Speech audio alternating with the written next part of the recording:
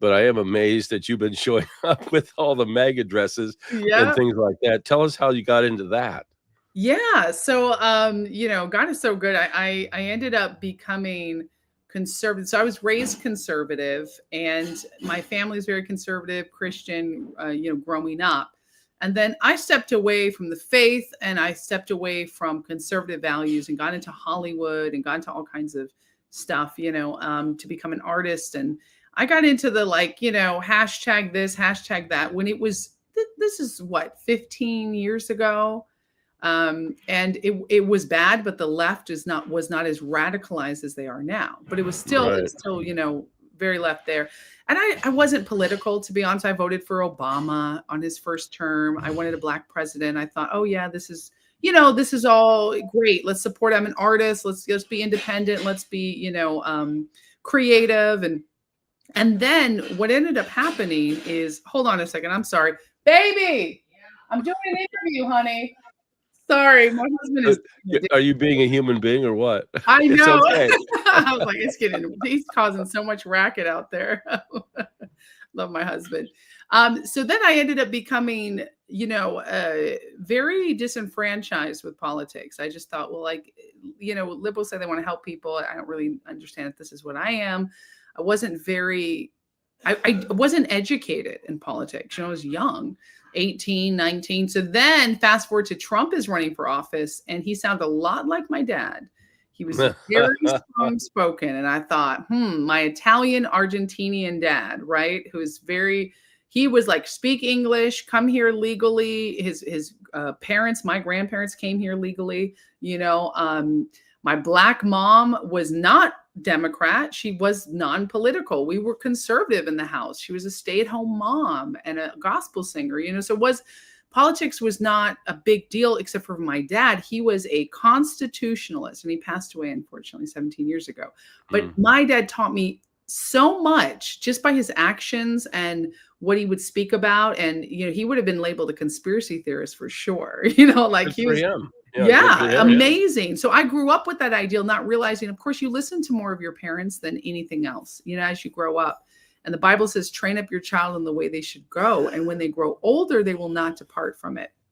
So I was able to find that truth, listening to Trump speak and go, well, first, I believe the hype that he was a plant to get Hillary elected. Do you remember that? That was in Los Angeles. That was a huge thing. It's like, no, because people were also very fatigued with politics during the 2016 election cycle. I thought it was one of the most exciting times that I've been alive. It was a very exciting time. And I'm actually nostalgic for it because, I like how it was. But it was also, people didn't trust Trump because he was a reality TV star. He used to be a Democrat, right? And there was still this conservative distrust. And I wouldn't identify as a conservative. I was like, I'm an independent. And I honestly stopped voting after I voted for Obama. I was like, whatever, I'm an artist. But something about Trump, the way he kept sticking to his morals, his integrity, his values, and the way people hated him for saying things that I was like, these are kind of common sense. This is pretty basic. Right. Less taxes, keep Americans American, no wars. Like let's speak the national language of English. Let's help legal immigrants rather illegal, strong border, protected families, God, as our, one nation under God. Like, I mean, very, very traditional values that I said, well, I don't disagree with any of these. So hidden secretly in Hollywood, I voted for Trump, me and a few friends. And then the hate didn't stop once he got elected. And Madonna said from the stage at the pussy hat wearing whatever, what is it? The women's festival. Remember those, the big parade? Yeah, the pink pussies, is that what they call them? I forgot what it was even called, but they wore pussy hats, and it was like anti-woman, really anti-family, anti-man festival. So, some women's rights thing. And that was in January to try to protest his election. And Madonna got on stage and she said, I think an awful lot about blowing up the White House. And once she said that, I thought something clicked in me. If she can say that, how come I can't be like, hey, as a Black Latina woman, I support the president. Why can't I get up on the stage and say that? Why is it that women have to be like Madonna? Why is that accepted? It just didn't make Yeah, and Hillary Clinton, a nasty woman, and that wait, I'm supposed to be, and it's why is it all just white women telling black women and Latino women and Asian women and other white women and men of all colors, sit down, shut up, we're the ones in control. And I'm like, this doesn't what? It seems so bizarre for a movement based on love and tolerance and all of this stuff No. that they espouse. So it became very clear. I was like, well, looks like I'm not a Democrat. Looks like I'm not a liberal. And I wore the first dress that everybody finds out and knows, the Trump dress in blue. Trump, it says "Make America Great Again" on the front, Trump on the rump, designed by a gay Filipino immigrant, Andre Soriano. And he's very Trump, very pro-family, Catholic. And I mean, it just exploded because it's like, for me and my designer, nobody expected us to be the usual suspects of racist, homophobic, misogynistic, blah, blah, blah, blah, blah. And I'm like, we're literally just Americans who want a better life, and we support what Trump is saying. So that's what started all. And of course, the more hate and death threats and antagonism and attacks I got, the more I stood up for my values and wore another dress, pro-life dress, speaking up for unborn babies, just keeping Trump 2020, impeached and reelected. And I just kept speaking up and using my voice. And then, of course, the president tweeted me in 2017. And I went to the White House and joined the White House Advisory Board, Trump Campaign Advisory Board, and, got to be able to be very active politically and loved it. Speaking gigs, speaking to Republican events, loved it. My book, Kick-Ass Conservative, became a hit. My music became #1 on iTunes, Amazon, Billboard, like lots of career success only because I was blacklisted by the actual mainstream career. So conservatives came out and supported me, which I will be forever grateful. And I found this whole movement that there are people who thought like me. And I had no idea. I was very in Hollywood thinking I was the only one. So that's what started it all. And I love being a red carpet activist, and did it again this February at the Grammys with the hat stays on red hat, Yeah. Yeah, we have that picture up on up on our publicity that we're putting out there. It's a great hat. Awesome. Thank you. And the dress designed by Andre Soriano again, my partner in crime. Well, it's been very interesting, the whole Trump phenomenon. And I've had some sort of affiliation with Donald Trump actually since about 2010, actually before that, as he was becoming a lot more proactive in other things in other areas. And but starting Agenda 21 Radio, which is an alternative show, obviously, and completely alternative from most of the mainstream media. I was on mainstream media for quite a while, but I didn't like it because I couldn't tell the truth, Yeah. So I got out of it and created our own information stream, which is very, very conservative. And now this sort of genre is all over the place. Everybody's got their microphones and everybody's got their, well, I have a couple of different home studio things going on. But getting the message out, the conservative message has finally gotten out, I think, the second time with Trump. But I think it took the last 4 years for it to really start to meld in. Yeah. I say he's actually President 46. We went through all the elections and everything, and he won the 2020 election and that whole thing with Joe Biden. And the last 4 years, we've needed the last 4 years we did to really show what's happening in the world today. We really did. We needed the dark times to be able to see the reality of things. Right. Now, tell us about your stint with Scientology, because this is kind of fascinating. In our research and the things that we do for the New California State, we've oftentimes come across Scientologists and Scientology figures, which is kind of interesting. That's a whole other story. But how did you get involved in it, and how did you get out? 100%. So I have a book that's available on Amazon for pre-order. It's called From Scientology to Christ: The Escape They Never Wanted Me to Make. So I found Scientology when I was in Hollywood, and I had come from a pretty traumatic upbringing. My dad was a pastor, and we had a lot of Jesus, we had a lot of life, a lot of music, but also on the flip side, my mom was paranoid schizophrenic. So she was diagnosed, and she had been diagnosed at 17. And so my mom went through bouts of intense schizoid, it's called schizoid, comes from scissor in Latin. So it's multiple personalities. Right. And she would have breakdowns, and I grew up in that atmosphere. So I had a lot of trauma and wounds. My parents did the best they could. Love my parents. They both passed away, but it was a lot of trauma. So I grew up kind of being like, I have to parent myself in many ways. And when I came into Hollywood, I also had wounds of wanting to be seen, wanting to be loved, wanting to make it in Hollywood, wanting to be a celebrity artist. And so I ended up getting taken advantage of by an acting agency, which trafficked me. And that was something I never talked about before. And I talk about this because I was set up very wounded, but very optimistic. And I was a smart, plucky girl. And at 23 years old, I'd already been through a lot of suffering from Hollywood, but it was like, okay, listen, this is still something that I want to do. And I still consider myself a Christian, raised Christian. So I would believe in God and pray. And I would say, God's going to get me through this. And I ended up finding myself working, modeling in a Celebrity Center event. So Celebrity Center is the big castle, French castle in Hollywood, Los Angeles. And so I was booked there. And when I was there, they offered me a free personality test. They said, you're amazing. You're beautiful. We can see that you're going to make it big. You have this light on you, feeding me everything I wanted to hear. Mm-hmm. So I was drawn in immediately. And I thought, nobody in Hollywood talks like that. I went through hundreds of auditions, hundreds of castings where they pick apart your body. So I started as a model, and I would also do music. And I was just hoofing it, doing everything I could, doing auditions and this. It's quite a hustle, right? You're trying to make it, and people are taking advantage of you. In Hollywood, it's truly very dark and insidious. And so any gravitation towards light, it feels so good. And they utilize that. And they said, we're going to become your family now. And I lost my mom.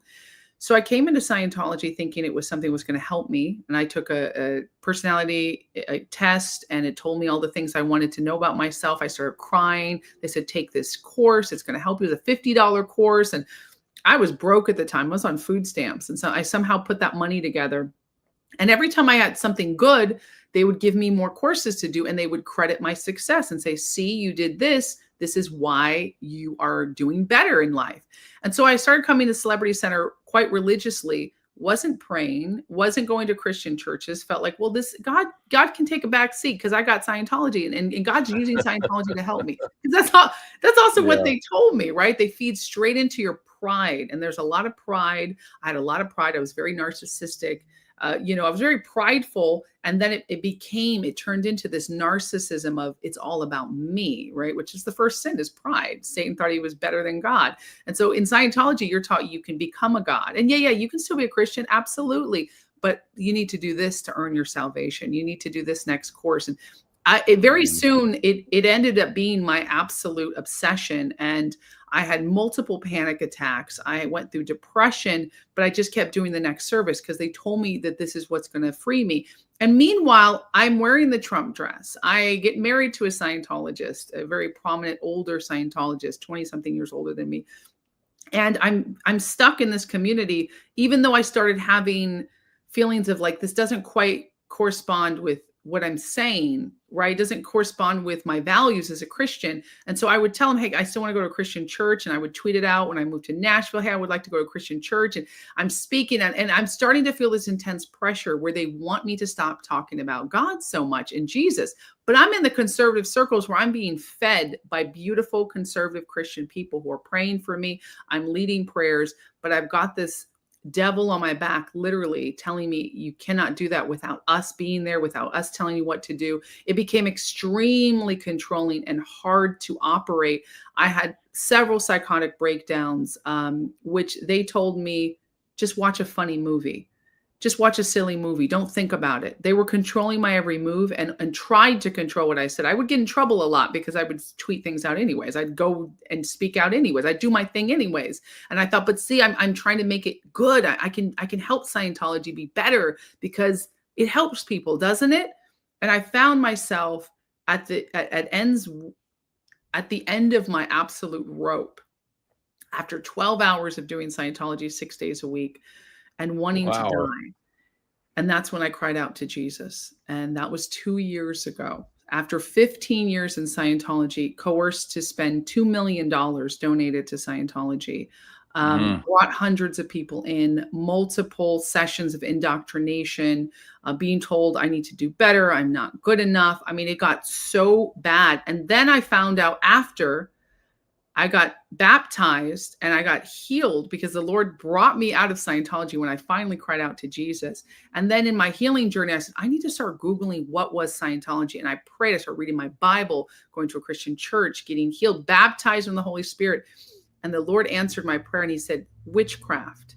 And that's when I found out why it stuck me in so much. Aleister Crowley, the modern father of modern Satanism, right? Of modern Satanism, L. Ron Hubbard studied under him, the founder of Scientology, studied his. And then you started to find out the truth. Yep. He called him a good man. He tried to birth a Babylon child, the next 666 Satan child. Like he was L. Ron Hubbard, a Satanist and a Luciferian. He said it himself that he's going to come back to prevent Jesus from coming back, and that Jesus was an alien implant, and L. Ron Hubbard is Lucifer, and Lucifer is the good guy. This is in the upper levels of Scientology, which I didn't do. This is OT8, but this is Googleable. So once I started Googling, I realized that level I was trying to get to is Satanism, and that's why they wouldn't let me get even up to the higher levels, because they knew if I'm a Christian, I'm going to expose that. And this is you had to lose the Christianity part. Yeah, I had to. And every Scientologist has to go. They can let you be a Christian up into a certain level, just like the Freemasons, right? There's levels, there's depth to it. Scientologists at the lower levels, and I was quite high in the levels. I was considered clear, OT8, class 5 auditor. I was a minister in Scientology, using the same mind brainwashing techniques that was done on me, I did to people, because I was trained to do that. And I thought I was helping people. So they victimize people by teaching them how to be victims and how to victimize others. It is satanic. It's deep, dark. They use CIA mind control techniques. And L. Ron Hubbard talks about that. In Scientology that they get things from the CIA. What you don't know is the satanic dark witchcraft, because they keep that hidden. They don't tell you until you're out. You Google. You're not allowed to Google Scientology. That's thousands of dollars in indoctrination sessions that they charge per hour, over $200 per hour. Like, you're not allowed to think for yourself. You're not allowed to talk to ex-Scientologists. Yeah. So you are in that bubble. And after 15 years and the pain, the degradation, over $2 million, and nothing worked, nothing fixed me. I had panic attacks daily. Once I got out, Jesus healed me of all of that. And so that's my mission, to tell people this is a dark satanic cult. It's not just, it's a weird religion. And no, Christians need to be active and actively prevent this cult from moving forward. On the outside, they're very nice people. Scientologists are beautiful, wonderful people. I love Scientologists, but they are deceived by an angel of light. It parades as an angel of light. And they're back in your trafficking era, and I have to tell people, when back in 1986, I was trained by the Los Angeles Police Department Crimes Against Children's Task Force, and I've been doing this business for a long time. God bless you, Paul. Well, it's gotten more intense now that we become New California. I see the real challenges and all the openings. The way Donald Trump opened everything up over the last 4 years is more intense for us. But the question is, who trafficked you? Yeah, that's it's something that I haven't talked about in detail actually until right now. I do detail it in my book. I was trafficked by an acting agency. So it's a talent agency. It's a model agency / talent agency. And how I found this agency. So setting the scene, when you are in Hollywood, and you know this, other people probably know this, or some people don't. It's very hard to imagine, how can this happen, right? Especially now. We're talking over 20 something years ago. The internet was not the internet that we have today. We didn't have all these exposés and documentaries. Thank God that it's out. You couldn't just tweet things and find out on Twitter, right? It was so what we had is this thing called Craigslist, which still exists today. Right. Craigslist is one of the top, you probably know that too, trafficking websites. So Craigslist would have a talent a section, and that's where people would put casting calls, and as an actor, you need a talent agent, because they send you on more casting calls, and to get an agent, you have to audition. It's catch-22, and to audition, you have to have pictures, and it's always a hustle. It's a business like any other. It's a hustle. And I knew I was meant to do this. I knew God gave me a gift to be an actress and a speaker and a singer. So I knew this is what I wanted to do, and I could break this city and I could make it. And my mom had passed away, and my dad passed away later, but my dad was alive at this time, but I was disconnected from my dad because I felt like I need to do this on my own. And I was in Craigslist, and I would often find talent call castings, right? For modeling, whatever. And one of them was something along the lines of talent agency looking for fresh talent. And it would also say, looking for fresh talent, something like that. So I clicked on it, I submitted, and I talked to a woman on the phone. She called me back, or there was a phone number, and I submitted the email, and then I got a number. And so I'm always chasing up these phone calls, these emails, all this stuff, right? This is just my life. So I'm talking to this lady, and she's like, this is a talent agency. And we also do escort services. And I said, what's that? And she's like, well, you go on dates with wealthy people, but you don't have to do that. But we do matching at that. And someone of your beauty, blah, blah, blah, could do so. So I go, okay, well, I just want to, is there casting? So she sent me on castings. I ended up signing with that talent agency, going on auditions, going on castings, working regular gigs. And then there would also be where you could go on dates with high profile, people that they would pick, and they would say, you walk the red carpet with this person, you do this, you do this. So I started moving into that because you start trusting people. And this was a women-owned agency. I only spoke to women. So I felt very safe. I felt like this was my ticket in. I was very excited.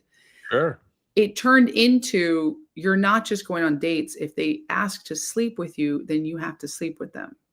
And I was coerced to do that. And it was something I was very ashamed of, and I felt very dirty for, because I knew there was something wrong with this. But I also said, well, if this is what everyone does, then they told me this is what everybody does. This is how you make it in the industry. All those actresses you see, it was an open secret. Like, they all slept their way to the top, right? And they would say that whether they did or they didn't. They said, they used to be a part of our agency. This, where we helped place this. They showed you all these pictures of people. They said they helped place part this. of the business. Yeah, this is the business. Welcome to the business, kid. And then I'm naive, and I'm thinking, I was about 19 at the time. And it ended up being something where you get numb to it. And, they call you out for you're going to meet this guy, and sometimes they don't sleep with you, but usually that's what they want. And they will give you money, and you're supposed to, then they give you a driver to drive to these places, and you have a bodyguard. The driver's your bodyguard, and you have a safe word, and they set up to, it's all fine. It's great. And you can use this in your acting. And it became where that was more high paid and more frequent than any auditions. And so I realized now I realize healing, this wasn't an actual acting agency. They might have had that front as an acting agency, like many do in Hollywood, but it was a human trafficking, sexual abuse, prostitution ring. And once you're in. And once you step over that line, I pretty much was like, I'm used goods anyways. So I did that for about a year. And until I finally got out, and I said, I can't take this anymore. This is very uncomfortable and very dangerous. Now, were you doing the Scientology thing at the same time, or you hadn't started that yet? Before Scientology. So I came out of the trafficking. I ended up getting into drugs and alcohol because I was extremely depressed. And I thought also I failed. I came to Hollywood to make it, and I'm used goods. I failed everything, and I felt a lot of shame too. And so then the trauma, I ended up in a rehab and a mental hospital, believe it or not, from that. So I had a full-on breakdown, and this all happened very quickly. Sex, drugs, rock and roll, alcohol. Because I also said, well, shoot, I'm nothing. That's how I felt. I was like, I'm nothing. I'm useless. I'm dried up. And I was 21 years old at the time. Yeah, right. 22. And you're, yeah. It's interesting how you get those time perspectives, but I was going to say you're young enough to recover. Yeah. I mean, you're young enough to recover, but you're also young enough to have it be extremely traumatic and think that this is life. So, at the end, I was quite suicidal, and felt like there's no purpose anymore. God saved me so many times in my life because Satan was trying to destroy me. You know, he obviously knew the future and God knew the future. And it was so many attacks. Looking back, I'm like, wow, I should be dead right now if it wasn't for Jesus Christ, my Lord and Savior. Even in the midst of the darkest belly of the beast, I live to tell the tale. And I'm here today as a product of his forgiveness and his healing and a testimony, because going through all that, it's like, whoa, hard not to disassociate. That was me. And I look and I go, at the time, it was the darkest thing I'd ever experienced. And then I went through an absolute mental breakdown and then went sober for a year. I went through AA because I said, it must be the alcohol. That's the problem. So I didn't drink, and I didn't drink for 10 years. And I thought, I'm an alcoholic. That's it. So I used the AA program, which did help. But from that, I went back into acting and art, and now sober, avoiding the parties, back into Bible study, but I hadn't learned discernment. I hadn't fully healed. And that's when Scientology came into my life. In. And I thought, this is the next level. This is healing, because they knew what to say. And they knew, of course, they knew all that because I'm telling them this testimony and they're using it against me. Oh, well, we would never do that to you. We're going to be your new family. We're going to help you. This is we have courses on teaching you how to avoid that. Right. So they fed right into what I was looking for. And I had never had any sort of counseling or anything like that. So I thought, well, this is just counseling by a different name. And of course, it's something much darker and more insidious. Well, have you ever heard of MK Ultra? Oh, yes. Yeah. So I was 23 when I was in Scientology, and they get a lot of young people for that. And I ended up working for the church and joining the Sea Org with the billion-year contract. And even while I studied the things that you study in Scientology, they talk about the dark CIA tactics that L. Ron Hubbard studied and used in the beginning of his research. So I even knew about it then through Scientology study. And now, knowing what I know now, absolutely. In fact, if you research it deep enough, I just had Liz Gale on my show. She has an art project, and she's creating a book about the connections of the CIA, MK Ultra, and L. Ron Hubbard, the founder of Scientology. It's all connected. Yeah. Well, we've had a number of the trafficked ladies, including Kathy O'Brien, and of course Jeanette Ingalls. She's been on. And they were originally trafficked in the 50s. In fact, they had very wealthy parents. In the case of Miss Ingalls, her parents actually sold her to MK Ultra folks. And it turned out she was trafficked by the former governor of California, Edmund G. Brown, and the state senator, Alan Cranston. In fact, much of the trafficking that those two did, actually, they did up here in Northern California, where I'm at, which was interesting. So we see the trails now. I mean, I know what the trails look like, so I see the trails of these two and their legacy. Even today, run into it's happening so much today. And in fact, I have a movie I'm working on. We're in pre-production. It tells the story of Jean Marie Davis, who is human trafficked from age 2 to 29 in many states, including California, Florida, everywhere across the country. And this movie, it's called Breaking Shadows. It tells the story of human trafficking and the victims and what she went through. And it's going to be in theaters. It's directed by Antonio Sabato Jr. And I came from the White House, and I brought Jean with me and Pastor Natalia Wolf, who helped me with my healing journey and deliverance. And it's called deprogramming. When you leave a cult, you have to get deprogrammed. Right. No, because you are programmed. You are instilled programming, and they do very neuro-linguistic programming. They do, all of this stuff. They don't even need to use drugs. In Scientology, they copied a lot of what the CIA does with those sort of tactics, even without drugs, because I was sober, no drugs, no alcohol the whole time, almost the entire time I was in Scientology. Except for the last couple of years, I drank very infrequently, because you can't drink while you're doing Scientology services. You have to wait like 3 days. So it's like they keep you sober, so you think you're there, but you are hypnotized with repetitive, they call it repeater techniques, which we know is witchcraft. It's ritualistic abuse, and it is hypnotism. So they use the same dark techniques as all of these people. In fact, Charles Manson was a Scientologist as well. Yes, he was. Yeah. So yeah, Very, it's dark. very But funny. Breaking Shadows, my movie, is going to expose the human trafficking industry by telling this brave woman's story. And she came to Jesus. And I was at the White House. I took her to the White House. She shared a story with the administration, and we're going to premiere the film at the White House once it's finished. So Breaking Shadows, look out for that, because it's going to be incredible. Well, we're trying to get the word out as much as possible, and of course, we're shaming most of this California state legislators because Good. none of them.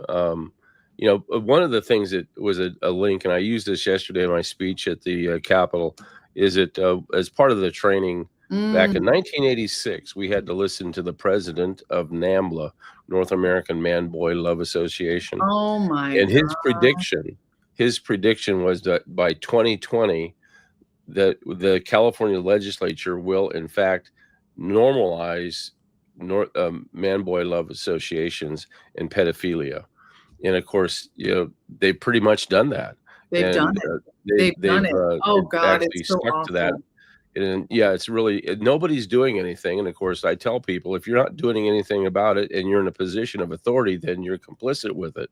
Yes. And that's what Governor Newsom and every one of the legislators who's not been. We have 120 legislators, and probably out of that 120, you might have 5 or 6 that are not participating in some way, shape, or form with child sex trafficking. Oh my God. It's a stunning number. But when Oh you start my to break it all God. down and look at a lot of their affiliations, Oh, you just can't believe that you have an entire state that, well, of course, once you realize California is the largest provider of child sex trafficking in the world, and in that's the why so many people. world. I'm sure you know from your own experience with the lady that you're working with, the ladies that I talked to that were down there in Mexico. Actually, they were trafficked in Mexico as early as 5 years old. Spend the summers down there, being sexed up and drugged up all along the beach and everything Yep. for years and years and years. Then trafficked around the world and that whole whirlwind, and then compromising politicians and things like that. Yeah. They've seen it all, literally, like your client has. But Yes. the state legislature seems to not want to do anything about it. And that's one of the reasons I said, look, we got to form a new California because we got Yeah. to get rid of these people. Yeah, That's this just isn't the getting, California that we fought for, that we no. want to live, that we pay tax money for and support. I mean, California has been hijacked by these evil, dark people. Yeah. Yeah. Well, I look forward to seeing your movie. I look forward to seeing you and meeting you in person. I And, can't wait to meet you, yeah, Mr. Preston. This is it'll be, great. This is well, fantastic. it's going to be a very, very exciting time for California and the world, and actually New California, because we anticipate that we will be a state and we will change everything in terms of this sex trafficking and the Mm, financial situation of the state of California. Get no more Gavin Newsom's. no more Elections Gavin will be Newsom. one-day elections and all that, and we'll straighten up that whole mess. So tell Yeah. us what we look forward from you, and how we can get a hold of you by way of your website. Absolutely. So you can go to joyvilla.com. That has everything where you can pre-order my book, my testimony. I have everything on there. My testimony right now, leaving Scientology. It's a big thing because a lot of people don't know they own so much real estate in California as well. And they have worked to, safe point Los Angeles with the police officers. And I was on that inside working, being used as a PR tool to talk to the police officers who will not go in and look at Scientology, but they need to have their tax exempt status taken away. They are not a religion. They're not helping people. They're a satanic cult, and there is trafficking within Scientology as well, with foreign workers and abuse of children. So please support the cause. Go to joyvilla.com. You can find my music there as well, my music videos. And I have the Joy Villa show. We go live every weekday, 6 a.m. Pacific Standard, 9 a.m. Eastern Standard on YouTube and Instagram and everywhere social media can be consumed. But everything there is at joyvilla.com. Well, Joy, thank you very much for being with us here on Agenda 21 Radio. It's really a lot of fun. And like I said, I look forward to meeting you and talking and having conversations. And child sex trafficking is one of the things we'll be talking about at the convention. Praise God. chemtrails and fire. Convention. Such a great movement. I'm so proud and honored to be a part of this and to have you guys doing what you're doing. Thank you for your hard work and not giving up. Thank you, sir. Thank you very much for being with us. It's been an honor. Joy Villa here on Agenda 21 Radio. We'll be right back. You're listening to Agenda 21 Radio, and stay strong, America. We are exceptional Americans. The new California State 13th Constitutional Convention will be in Visalia, June 30th through July 1st at the Visalia Convention Center. This is the final convention before statehood, and you can be a witness to history as the new Californians vote to approve their state constitution. Don't miss appearances by Joe Hoft of the Gateway Pundit, Dave Hodges of the Common Sense Show, Joy Villa, who will sing the national anthem, and major discussions on child sex trafficking in California, and special guest from Hawaii, Melissa Melendez, who outed the Lahaina fires. Go to newcaliforniastate.com. That's newcaliforniastate.com, and get your tickets today. Information about lodging and other details are also found on the website newcaliforniastate.com. That's newcaliforniastate.com. For further question, call 877-828-2753. 877-828-2753. Be a part of making history. See you at the new California 13th Constitutional Convention.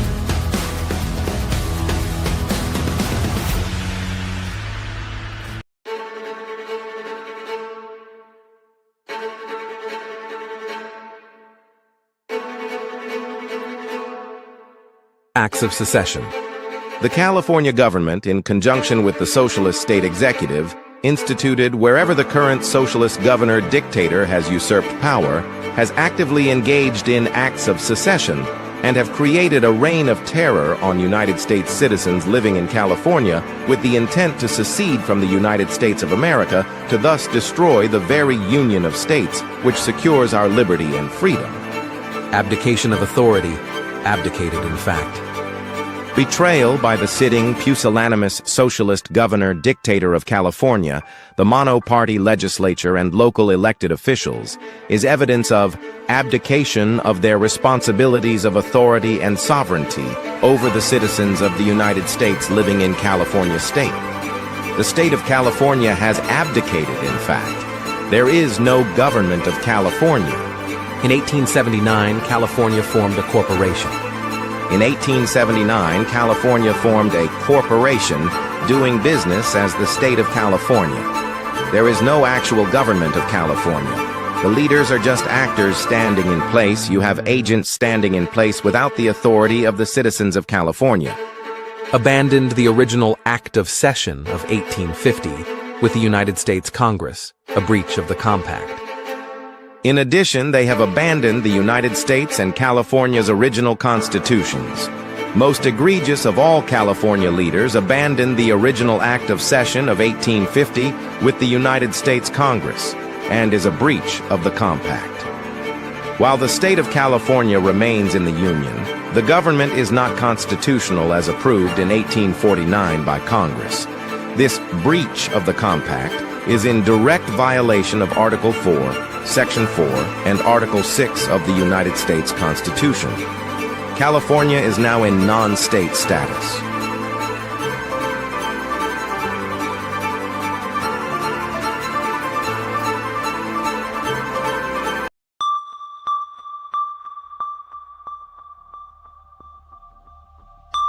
DEF is a unique, proprietary hardware and software system that acts as a highly evolved cloaking device.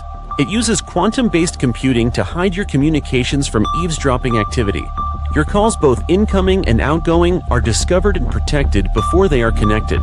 Developed over 5 years by 3 leading computer scientists, DEF cloaks all transmissions received or sent from your phone, making their contents undetectable. Obfuscating data and voice transmissions using innovative technologies prevents third-party intrusion. DEF was tested on phones in several industries where secure communications can be a life or death situation. Despite countless attempts, there was no successful third-party incursion of any of the phones. A DEF Protection membership provides service targeted to your specific telephone number. The telephone number you provide will be the phone number protected by DEAF. Paid annually $120 at time of enrollment. your phone's transmissions will be protected for 1 year. To get the DEF system, go to ncsdeaf.com, ncsdeaf.com, that's ncsdeaf.com, or call 8-778-282-785, 8778-28-278, 58-778-28-278-5, and ask for the DEAF system.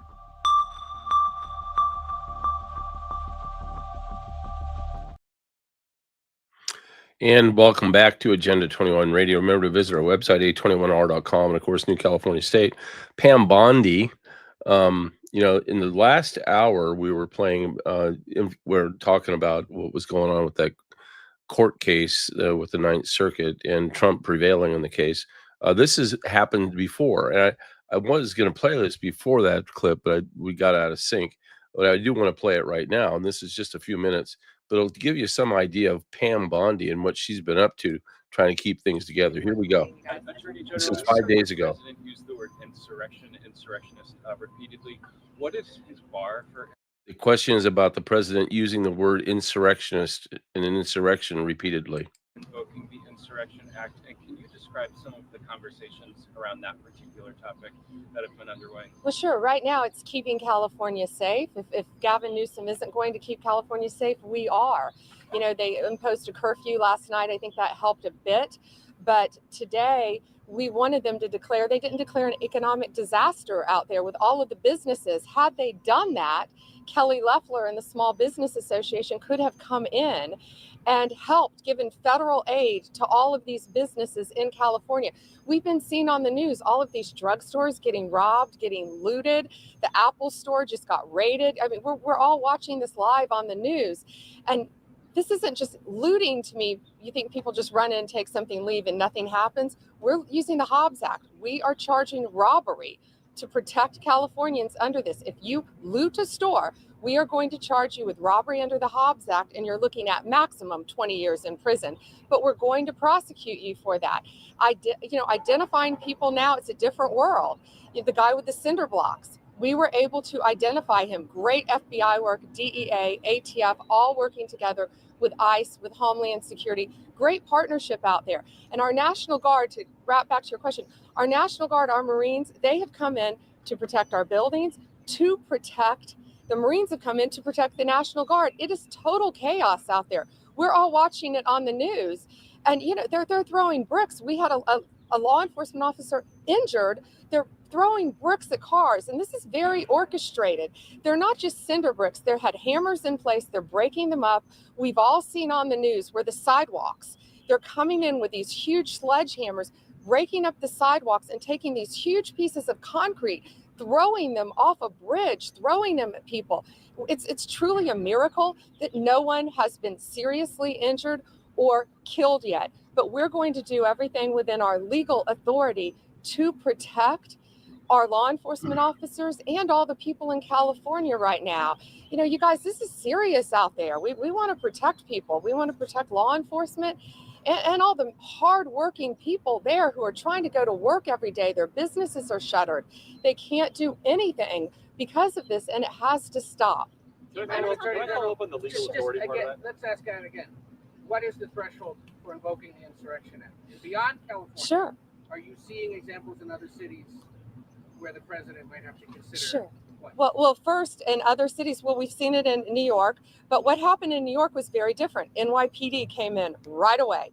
NYPD came in and shut it down. We all believe in peaceful protests. You saw New York. There were peaceful protests happening in New York. Much different situation. So law enforcement, they need to have their hands untied where they can do their jobs. Right now in California, what we're doing is working by bringing in the National Guard, by bringing in the Marines right now to back them up, to protect our federal buildings, to protect the highways, to protect the citizens. So right now in California, we're at a good point. We're not scared to go further. We're not frightened to do something else if we need to. Right now, we're trying to. With hammers banging up sidewalks? Is it something else? Like, what's the threshold? Well, right now We're hoping it's going to get under control. We hope the curfew will work, and we're going to continue to do everything we can to keep California safe if the government of California is not going to help them. One more question. One question. The administration has talked a lot about defending law enforcement over the last week or so that these protests are going on. But you've been criticized for having a double standard with the president pardoning all these people who attacked police officers on January 6th in his first day in office. How do you answer that criticism? Well, this is very different. These are people out there hurting people in California right now. This is ongoing, no longer. We're going to protect them. We're going to do everything we can to prosecute violent criminals in California. California is burning. These people are waving Mexican flags, yet they don't want anyone to go back to Mexico. They're burning American flags. This is the United States of America, and we're going to protect Americans. We're going to protect all citizens out there. Thank you. You guys have. There you go. Yep. That was Pam Bondi, and great job that they're doing. And it kind of gives you some idea what they're all having to do here on to keep us safe. Really, that's really what it comes down to. Anyway, thanks for listening to Agenda 21 Radio. Great having joyvilla on the show, and a lot of good things are happening. We're doing our best. There's no question about it. Anyway, thanks for listening to Agenda 21 Radio. Remember to visit our website, a21r.com, and of course, New California State, State of the Future. Remember, stay strong, America. We are exceptional Americans.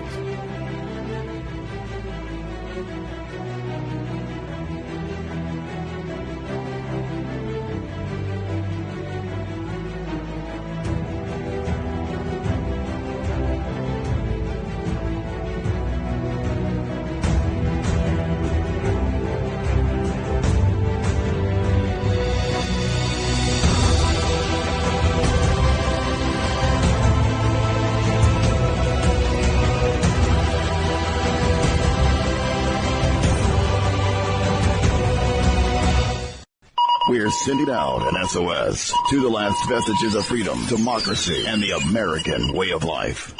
Paul Preston with Agenda 21. This is AENN, American Exceptionalism News Network.